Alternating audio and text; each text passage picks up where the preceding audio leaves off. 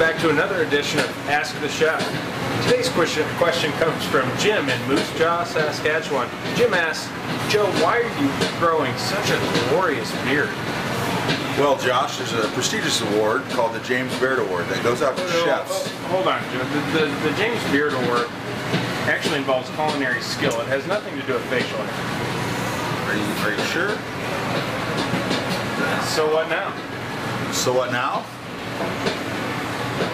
So what? So let's dance! I was alone, I never knew what could left me. Now what the devil? Then we touched, then we sang about the loving things. The man's a menace! All night, all night. Cut that off!